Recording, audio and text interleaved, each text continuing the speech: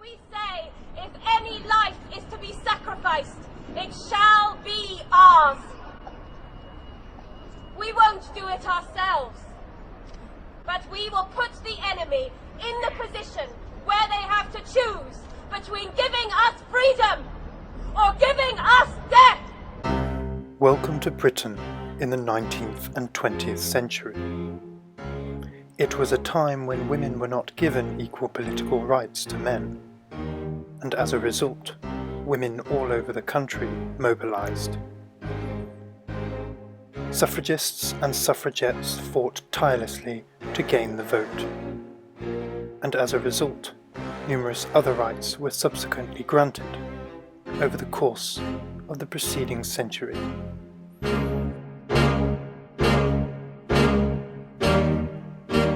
The long-running campaign for women's rights reached its climax when Emily Davison threw herself in front of the King's horse.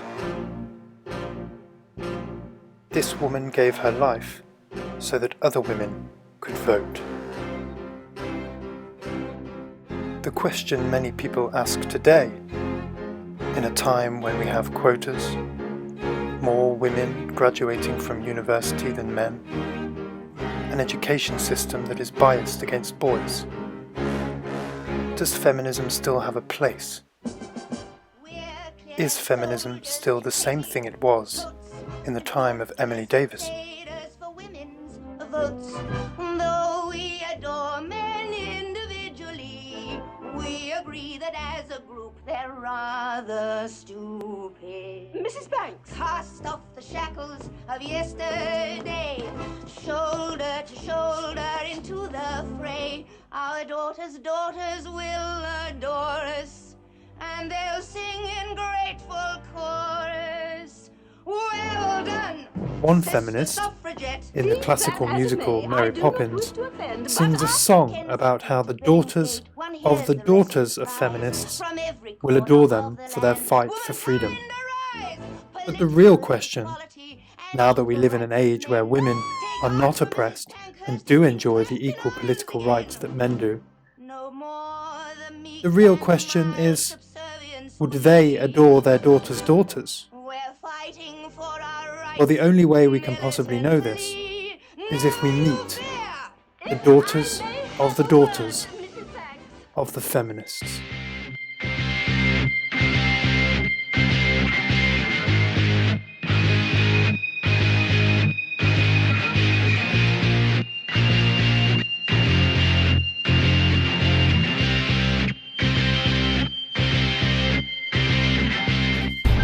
I don't know if you're noticing the patriarchy. It's a white privileged racist male that doesn't stand for women's rights. Get that camera out of my face. Well, there I was thinking it was just me that had a problem, but it turns out it's the air conditioning that's sexist. I know. So many women in our office have the exact same problem. You know, we just sit there absolutely freezing. You need gender equality so that boys won't be violent. Unbelievable, astonishing sexism. We have to teach young boys not to be boys so they won't be violent. Why is being violent being... Get out! Get out! Sorry, I'm talking about men, darling. And you call them darling? How incredibly rude. And now you think it's funny.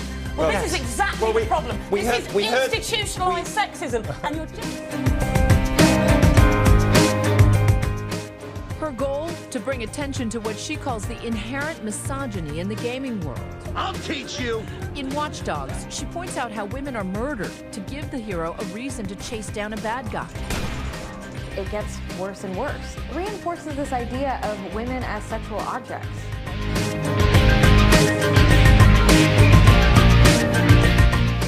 There is a huge amount of money to be made out of taking women seriously.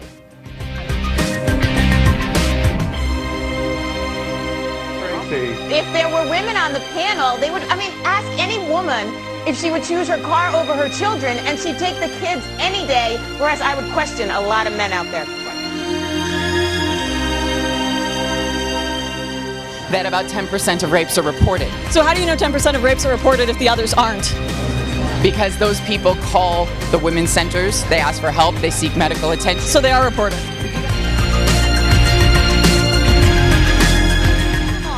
So how do you believe your outfit is going to stop perpetuating rape culture?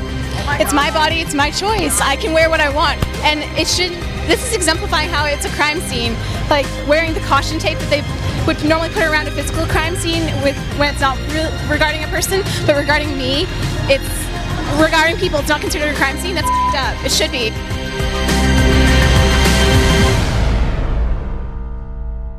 We look across age groups, across marital status, across labor force participation, across whether you have children or not, and we find that there's not a particular group of women who've become less happy, but rather all women across all of these categories have become less happy over time relative to men.